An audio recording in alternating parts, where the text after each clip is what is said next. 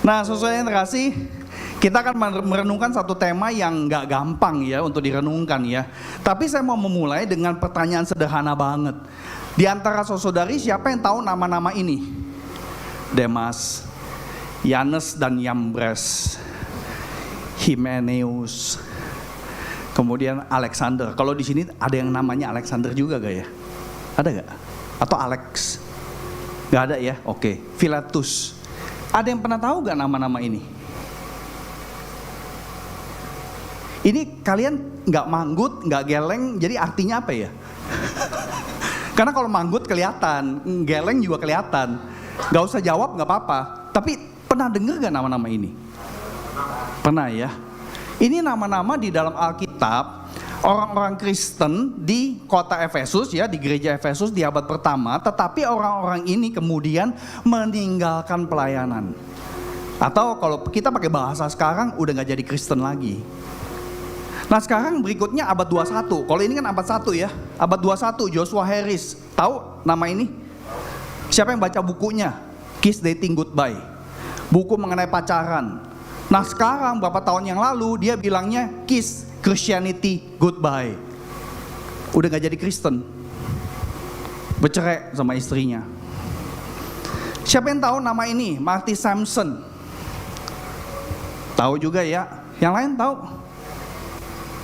Banyak yang gak tahu ya. Ini adalah salah satu penulis lagu-lagu Hillsong yang kemudian meninggalkan iman Kristen dia. Ya itu kalimatnya. Luar biasa, saya dulu adalah salah satu bagian dari kamu. Maksudnya tim worshipnya ya. Tapi saya udah gak begitu. Dia udah gak Kristen. Kemudian yang ketiga, ada yang tahu nama ini? Mungkin ini lebih susah nih. Paul Maxwell. Pernah dengar? Pernah juga ya. Untuk teman-teman yang suka baca buku-buku John Piper, dia adalah salah satu penulis di dalam website desiringgod.org ya, .org. Nulis mengenai ajaran Kristen dan sebagainya. Kemudian terakhir dia bilang, saya udah bukan Kristen. Ini semua di Amerika. Di Indonesia juga banyak loh ternyata yang tipe-tipe begini. Ini salah satunya.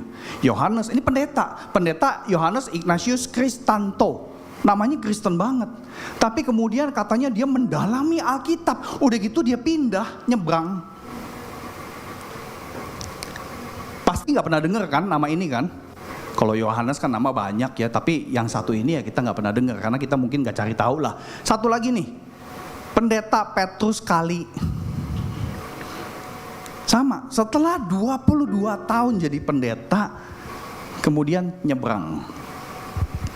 Nah saudara yang terkasih, sebagian daftar nama-nama tadi kita tahu mereka semua rata-rata pemimpin-pemimpin Kristen yang imannya kandas di tengah jalan. Kemudian sebagian dari mereka ada yang mengolok-ngolok Alkitab.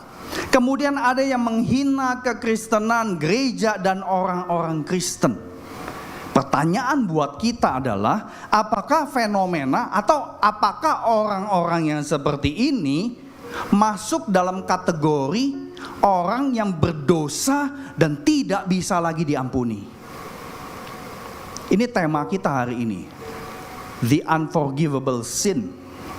Emangnya ada the unforgivable sin? Tadi kita nyanyi Yesus itu menebus kita, dosa kita semuanya. Tapi ada satu bagian firman Tuhan yang menakutkan loh saudara yang terkasih. Ya, kok ada ya dosa yang kagak bisa diampuni? Padahal kita nyanyiin Yesus ampuni semua dosa. Kita diajarkan di Jumat Agung, di Paskah Tuhan Yesus mati disalibkan untuk menebus semua dosa manusia. Ini tema apaan nih yang kayak begini? Nah, daripada kita spekulasi macam-macam ya, apakah orang-orang nama-nama tadi yang di depan itu akhirnya diampuni apa enggak, akhirnya selamat apa enggak? Daripada kita spekulasi, udah buka Alkitab aja. Markus 3 ayat 20 sampai 30. Karena kata-kata pengajaran ini bukan dari rasul, bukan dari imam, tetapi dari Tuhan Yesus sendiri. Markus 3 ayat 20 sampai 30. Markus 3 ayat 20 sampai 30, demikian firman Tuhan. Kemudian Yesus masuk ke sebuah rumah. Maka datanglah orang banyak berkerumunan pula, sehingga makan pun mereka tidak dapat. Waktu kaum keluarganya mendengar hal itu, mereka datang hendak mengambil dia, sebab kata mereka, ia tidak waras lagi. Dan ahli-ahli Taurat yang datang dari Yerusalem berkata, ia kerasukan Beelzebul, dan dengan penghulu setan ia mengusir setan. Yesus memanggil mereka, lalu berkata kepada mereka dalam perumpamaan, bagaimana iblis dapat mengusir iblis? Kalau suatu kerajaan terpecah-pecah, kerajaan itu tidak dapat bertahan. Dan jika suatu rumah tangga terpecah-pecah, rumah tangga itu tidak dapat bertahan. Demikianlah juga kalau iblis berontak melawan dirinya sendiri, dan kalau ia terbagi-bagi, ia tidak dapat bertahan, melainkan sudahlah tiba kesudahannya. Tetapi tidak seorang pun dapat memasuki rumah seorang yang kuat untuk merampas harta bendanya apabila tidak diikatnya dahulu orang kuat itu. Sesudah itu barulah dapat ia merampok rumah itu. Ikut baca, aku berkata kepadamu,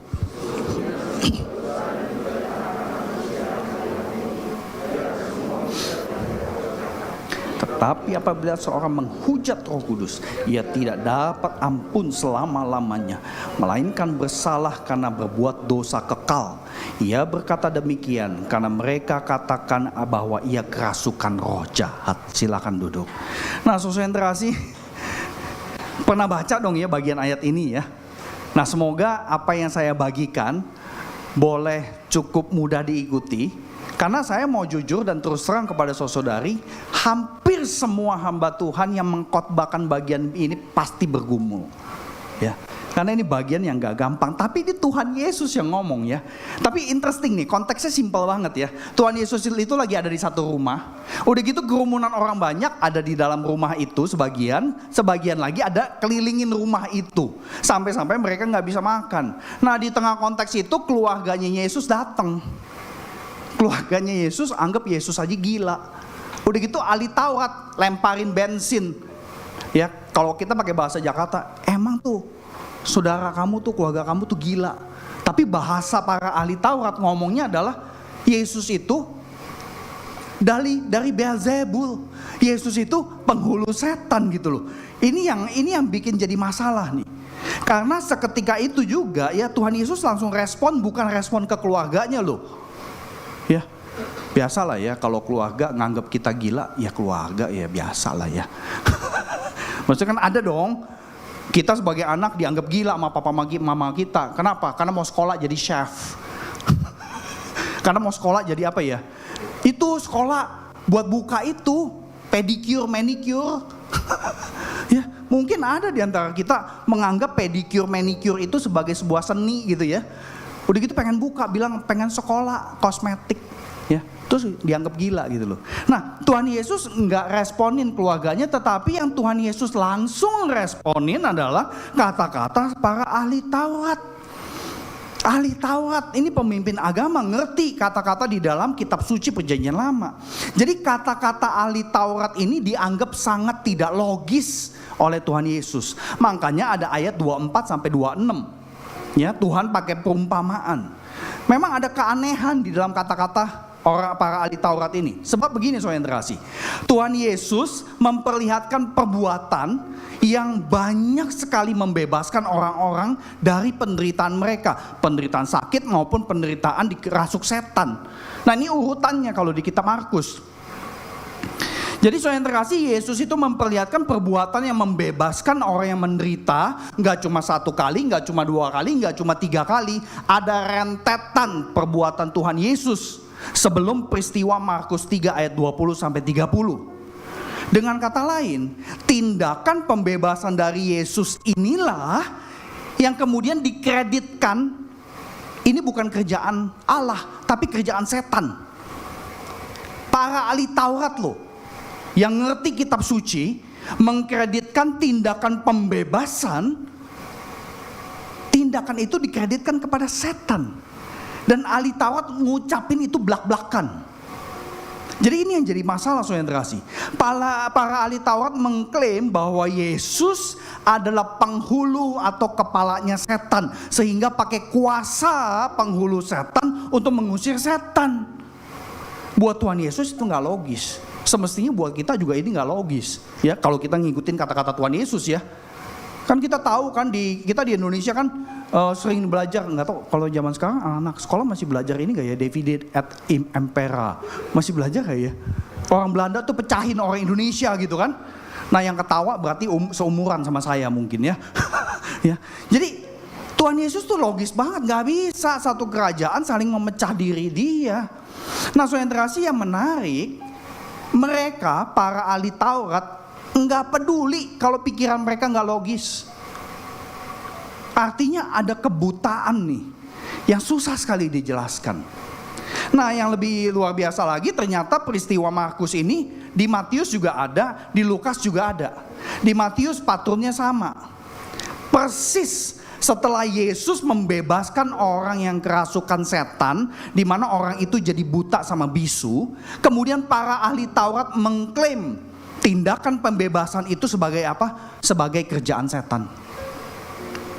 Kemudian di Lukas 11 sama, baru aja Yesus membebaskan orang dari kerasukan setan yang bikin orang itu bisu, para ahli Taurat segera mengklaim, mengucapkan belak-belakan, itu mah bukan karya Allah, itu karya setan. Ini yang jadi masalah. Karya kasih dan kuasa Yesus yang sudah sangat jelas membebaskan belenggu manusia, lah kok dikreditkan itu sebagai kerjaan setan. Kalau kita kita ngelihat ayat 30 terakhir tadi ya. Ini kan ia berkata demikian. Ia di sini kan Tuhan Yesus. Tuhan Yesus berkata bahwa ada dosa yang gak bisa diampuni karena mereka katakan bahwa Yesus kerasukan roh jahat. Jadi kalau kita baca teks Alkitabnya cukup clear. Ini terkait sama kata-kata blak-blakan yang mengklaim perbuatan yang membebaskan bukan dari Allah tetapi dari setan. Nah saudara ini yang perlu jadi hal yang kita hati-hati. Apalagi tadi kita nyanyi satu lagu ya, kita menang, kan ada lagu tadi apa mengenai tutur kata ya. Nah, ini satu hal yang saya bersyukur sekali, nyambung nih apa yang kita renungkan dengan nyanyian yang tadi kita nyanyikan. Semoga ini jadi kita camkan baik-baik. Jadi dosa yang tidak bisa diampuni selamanya terkait langsung dengan ucapan belak-belakan yang sengaja menyangkali karya Roh Kudus dan menganggapnya sebagai perbuatan setan. Nah mungkin sampai di sini saudari bingung, saya pernah gak ya ada dalam konteks kayak gitu ya?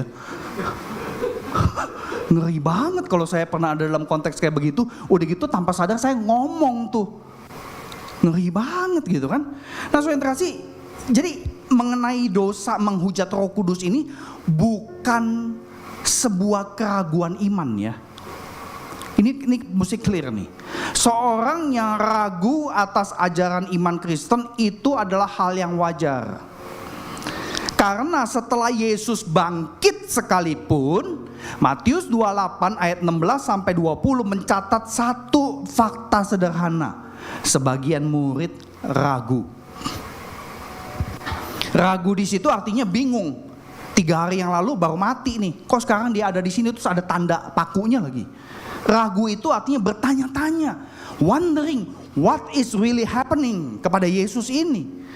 Jadi ini bukan ragu saudara.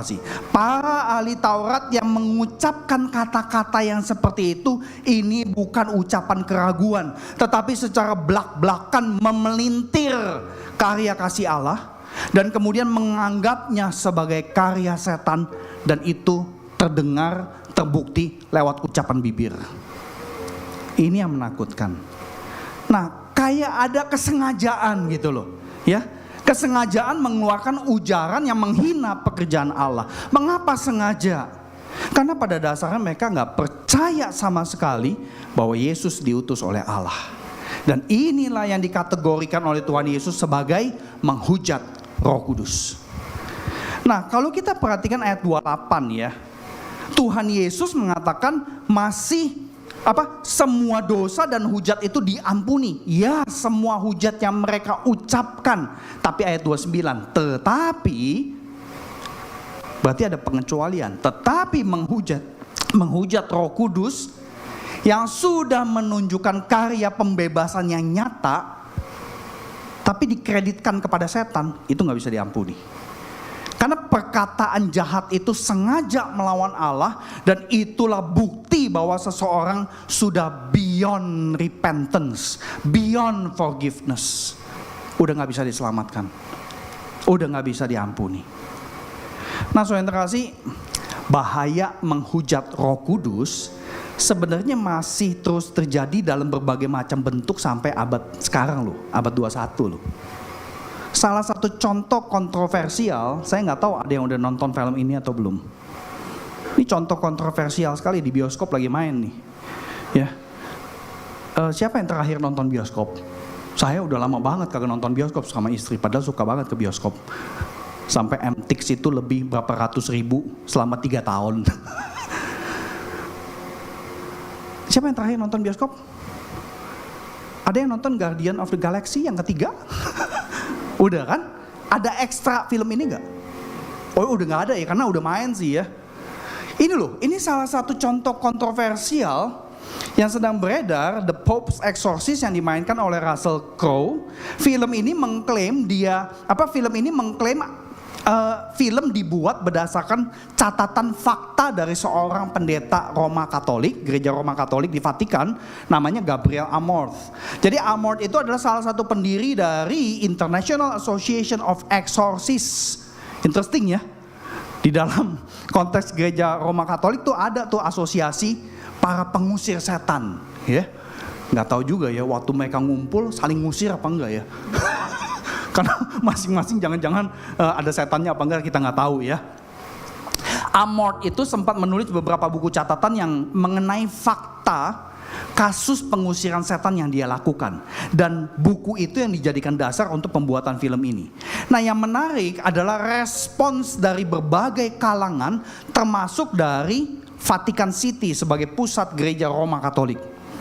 Nah, respons yang berpotensi masuk dalam kategori menghujat Roh Kudus adalah perkataan yang menganggap pelayanan usir setan itu berasal dari setan.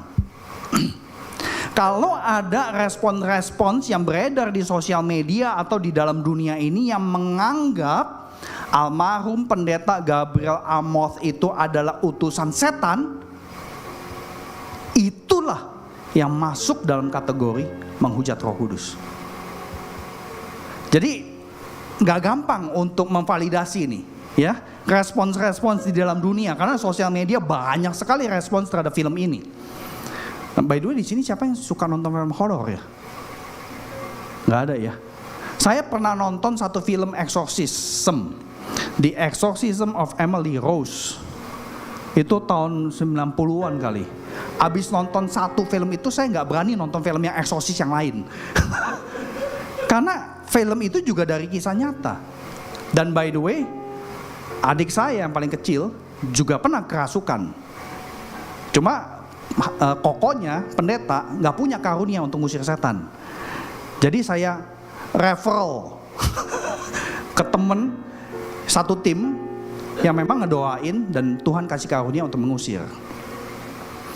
Nah, saudara terkasih, ini satu hal yang menarik ya, karena ini satu hal yang patut kita pertimbangkan ya. Jangan sampai kita kemudian abis ini kita cari-cari kan ya, sosial media ngomong apa sih mengenai Pope's Exorcist gitu ya.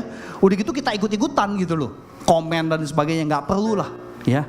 Jangan sampai kita salah mengkategorikan karya atau pelayanan si pendeta yang udah almarhum ini sebagai pekerjaan setan. Enggak ya. Ini penting sekali kita perlu perhatikan. Kenapa? Karena pelayanan mengusir setan bukanlah pelayanan yang bisa dilakukan dengan kekuatan jiwa manusia melalui ritual-ritual tertentu. Enggak bisa, saudara terkasih. Ada orang pendeta tertentu atau bukan pendeta, tetapi Tuhan kasih karunia itu mengusir setan dari seorang yang kerasukan. Ada yang 10 menit selesai, ada yang 10 tahun setannya bolak-balik. Itu yang bikin bingung. Udah gitu, ada orang kerasukan itu gak cuma satu setan ya. Di Injil juga ada legion, air masuk ke babi. Setannya bisa banyak banget, saudara kasih. Jadi kita nggak boleh sembarangan. Pelayanan mengusir setan bukan pelayanan yang bisa dilakukan dengan kekuatan jiwa manusia melalui ritual-ritual tertentu.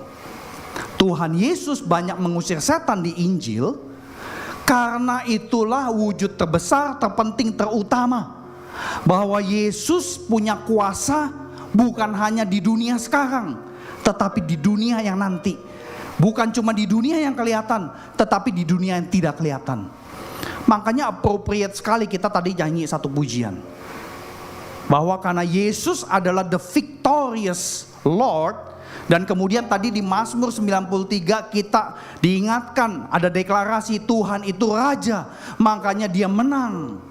Bukan cuma atas kuasa yang kelihatan, tetapi atas kuasa yang tidak kelihatan. Bahkan kematian pun ditelan sama Tuhan Yesus. Jadi saudara kasih, itulah kenapa di Injil itu banyak banget contoh mujizat mengusir setan.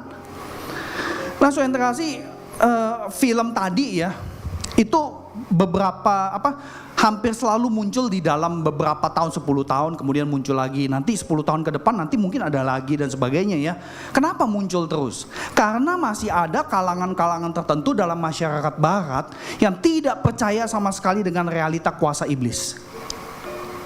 Ketidakpercayaan ini diperkuat karena dunia kita sekarang banyak ngomongin mental health issue. Benar? Di sosial media banyak sekali beredar. Bahkan generasi muda apa-apa ngomong gue depresi nih. Apa-apa ngomong gue depresi nih, gue suicidal nih, ya. Semuanya dikaitkan dengan mental health issue, saudara kasih. Jadi kalau seseorang itu ada gangguan, diagnosa yang paling utama adalah kamu ke psikolog, ke psikiatris, atau ya mesti minum obat depresi, antidepresan dan sebagainya.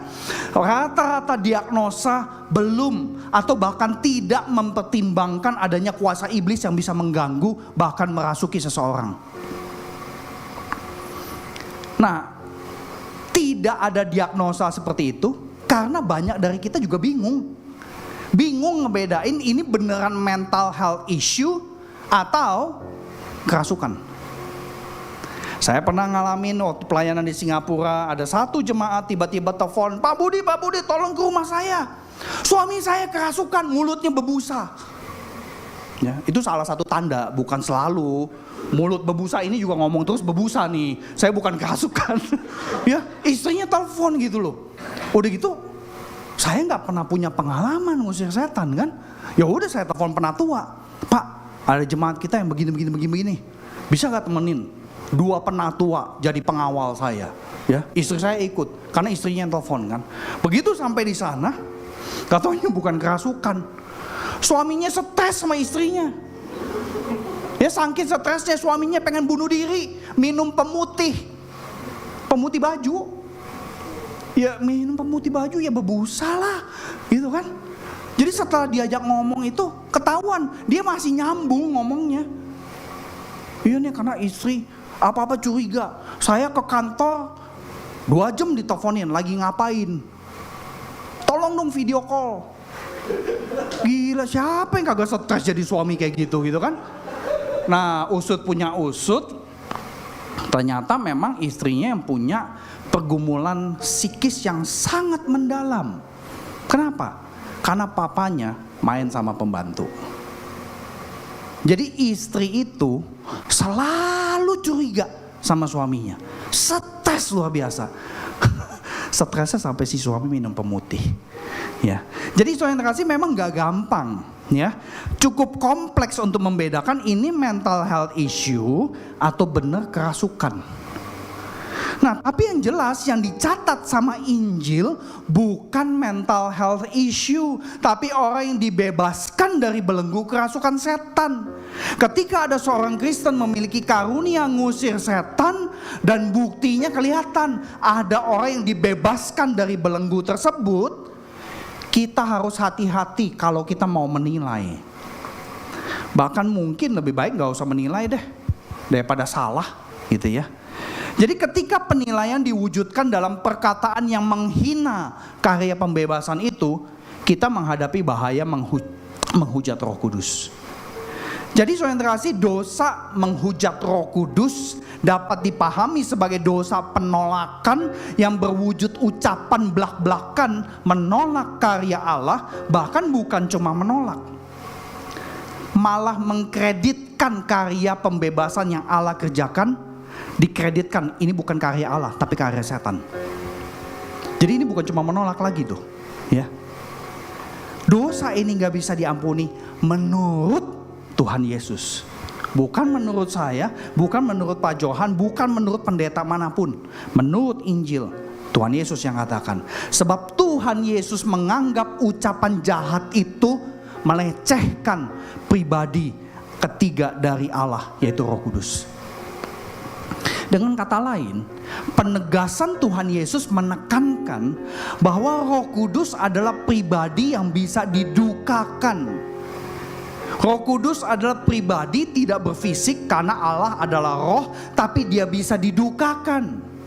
Roh Kudus adalah Allah yang aktif bekerja mengkonkretkan diri Allah yang adalah roh, tidak berwujud fisik, tapi punya kesadaran, punya kehendak, punya karakteristik pribadi yang bisa merasa, memilih, dan menjalin relasi personal. Ini yang bikin Tuhan Yesus mengucapkan kata-kata yang begitu tajam dan strong sekali. Nah, bagi manusia sejaman dengan Yesus, menghujat Yesus bisa diampuni. Karena Yesus juga adalah manusia. Nah, saudara kasih, tetapi menghujat Roh Kudus yang adalah Allah menjadi pelanggaran yang tidak dapat diampuni. Bagi kita abad 21 orang Kristen, Allah yang kita berelasi terus menerus sebenarnya adalah Allah Roh Kudus. Kita gak pernah lihat Tuhan Yesus secara fisik. Kita tahu siapa Yesus karena Allah Roh Kudus tuntun kita waktu baca kesaksian di dalam Alkitab. Allah Roh Kudus yang mengajarkan apa arti memuliakan, menghormati Allah Bapa. Oleh karena itu saya kasih camkan prinsip yang satu ini. Penolakan atas karya pembebasan yang Yesus kerjakan sama dengan penghujatan atas Roh Kudus yang bekerja melalui Yesus, sama dengan penghinaan atas Allah Bapa yang adalah penyebab dan sumber pembebasan itu. Jadi apa yang Tuhan Yesus katakan di sini terkait langsung dengan pengenalan, penghayatan relasi kita dengan Allah Tritunggal, saudara kasih. Begitu seorang itu menghujat Roh Kudus, padahal pekerjaan Roh Kudus adalah nunjukin apa yang Yesus kerjakan, ya. Nah, sekarang kalau yang dihina adalah karya pembebasan Yesus kepada orang yang kerasukan setan, ya secara tidak langsung Roh Kudus yang dihina dan kemudian Allah Bapa juga kena. Jadi saudara kasih, dosa ini tidak terampuni karena penolakan, penghujatan, penghinaan itu bisa terus-menerus terjadi di sepanjang hidup. Ini yang ditunjukkan oleh para ahli Taurat di Injil. Ya, kita ingat cerita di Matius 28 ayat 11 sampai 15. Waktu Yesus bangkit atau satu hari sebelum Yesus bangkit, sudah ada berita nanti Yesus bakal bangkit loh. Nah, para ahli Taurat itu tambah dosa. Mereka nyogok serdadu Romawi untuk membohongi masyarakat bahwa Yesus tidak bangkit. Bahkan mereka memfitnah para murid Yesus yang katanya mencuri jenazah Yesus. Jadi ini betul-betul penolakan di sepanjang hidup para ahli Taurat, saudara kasih. Jadi kita perlu camkan baik-baik. Ada dosa yang tidak bisa diampuni. Ini yang seharusnya menjadikan kita, kalau memang benar kita orang Kristen, kita perlu terus waspada. Dan yang lebih menakutkan lagi, dan tentu ini bukan untuk nakut-nakutin kita, ya. Matius 12 ayat 32 ngomongnya begini loh. Manusia yang menghujat Roh Kudus adalah manusia yang tidak bisa diampuni, baik di dunia ini sekarang maupun di dunia nanti. Jadi beneran selamanya gak bisa diampuni, tinggal dihukum. Dan karena ungkapan ini berasal dari Tuhan Yesus, maka sekali lagi, mari kita hidup dengan kewaspadaan rohani, khususnya dengan kata-kata yang kita ucapkan. Kata-kata yang menilai karya pembebasan yang dialami oleh seseorang. Karena menghujat Roh Kudus berada pada level dosa yang menyentuh jati diri Allah yang paling esensial. Menghujat Roh Kudus sama dengan menolak dan menghina kedua pribadi Allah lainnya. Nah, saudara yang terkasih, dengan adanya ajaran seperti ini kita perlu menyadari bahwa ajaran demikian diberikan bukan untuk menjadikan kita itu hidup dalam ketakutan ya. Ajaran seperti ini bukan menciptakan teror bagi kita, bukan saudara yang terkasih. Tetapi biarlah boleh mendorong kita sungguh-sungguh menghormati, menghargai dan mengasihi Allah. Dan saya kira nggak ada contoh lain selain Paulus. Karena Paulus di 1 Timotius 1 ayat 13 melabel dirinya sebagai penghujat Kristus, penganiaya jemaat Kristen. Tapi tidak ada catatan di dalam perjanjian baru yang menunjukkan Paulus itu mengucapkan hujatan atas karya Yesus membebaskan orang. Gak ada tuh catatan kayak begitu. Yang Paulus lakukan adalah menangkap, mengadili orang-orang Kristen atas apa yang mereka percaya. Nah, Paulus anggap percaya Yesus sebagai Mesias adalah penyimpangan dari ajaran perjanjian lama. Nah, kalau itu penyimpangan maka layak dijatuhi hukuman sampai hukuman mati menurut hukum agama Yahudi. Jadi Paulus itu membenci para pengikut Yesus yang juga adalah orang Yahudi. Tapi Paulus tidak sampai menghujat Roh Kudus.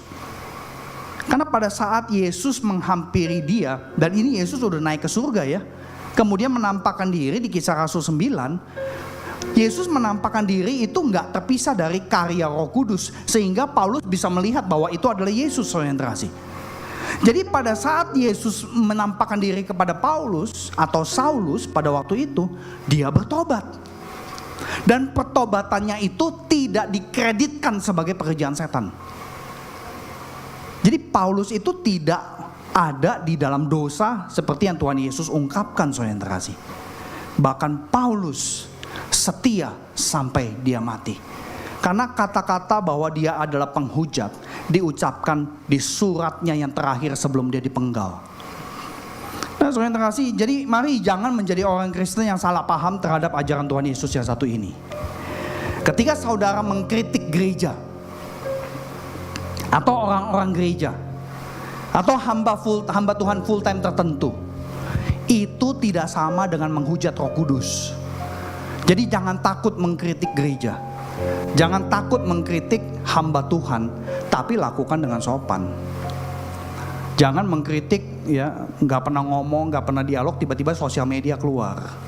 Jangan pakai cara-cara seperti itu ya. Jadi mengkritik gereja, hamba Tuhan, orang-orang Kristen gak sama dengan menghujat Roh Kudus. Kalau memang ada yang tidak sesuai dengan apa yang saudara baca dalam Alkitab, pelajari baik-baik Alkitab dan buka dialog. Yang kedua, ketika saudara punya teman, dulu itu Anda anggap teman ini bejat nih, ya, ngobat, ya, main perempuan, gonta-ganti pacar dan sebagainya. Tapi sekarang pas reunian, dia berubah banyak. Udah gitu ceritanya bukan cerita mengenai dia ke pub mana, enggak. Ceritanya dia ke pelayanan misi sini, pelayanan misi situ. Udah gitu kita bingung teman-temannya. Lu kenapa? Salah makan obat? Ya, kadang-kadang reunian kan kita suka guyon ya. Karena kan kita punya banyak nostalgia ya. Nostalgia dulu lagi sekolah seperti apa, guyonan-guyonan lelucon itu kadang-kadang muncul kata-kata yang kita mesti hati-hati. Kita udah lihat dia berubah loh. Nah, hati-hati. Kadang-kadang kita suka bercandanya tuh kadang nggak mikir gitu ya. Kita orang tahu lu dulu anak setan lu. Masih bener anak setan atau bukan lu? Hati-hati tuh kata-kata yang kayak begitu ya. Lagi reunian. Ya apalagi kalau reuniannya sambil minum lagi. Bahaya tuh ya. Jadi bisa menjurumuskan kita ke dalam dosa. Nah, yang ketiga, ketika saudara punya teman atau anggota keluarga yang terus diinjili tapi belum mau percaya, dan dia terus melontarkan bermacam-macam keberatan atas kekristenan, atas Alkitab, situasi ini tidak bisa langsung disebut orang itu menghujat Roh Kudus. Gak bisa disamain. Orang yang terus-menerus kagak mau percaya langsung dicap, lu menghujat Roh Kudus lu. Ya, jangan sembarangan. Yang terakhir, ketika saudara punya idola, tokoh Kristen, jatuh dalam dosa, seperti contoh-contoh yang tadi di depan. Kemudian tokoh itu seenaknya blast di sosial media bahwa Yesus itu pembohong, gereja itu isinya semua mafia dan sebagainya. Nah, saya khawatir orang yang diidolakan itu jangan-jangan sudah masuk dalam dosa menghujat Roh Kudus. Apalagi semua sekarang pakai sosial media. Jadi mari kita simak peringatan dari Tuhan, saudara yang terkasih. Tadi di awal ibadah kita diajak untuk melihat beberapa firman Tuhan dari kitab Ibrani. Saya mau tutup dengan kitab Ibrani. Semua pria baca ayat ini. 1, 2, 3. Sebab mereka yang pernah diterangi hatinya, yang pernah mengecap karunia surgawi, dan yang pernah mendapat bagian dalam Roh Kudus, dan yang mengecap firman yang baik dari Allah dan karunia dunia yang akan datang, namun yang murtad lagi, tidak mungkin dibaharui sekali lagi demikian, hingga mereka bertobat. Sebab mereka menyalibkan lagi anak Allah bagi diri mereka dan menghinanya di muka umum. Perhatikan, surat Ibrani itu ada peringatan seperti ini. Dan ada satu lagi. Silakan wanita membaca. 1, 2, 3.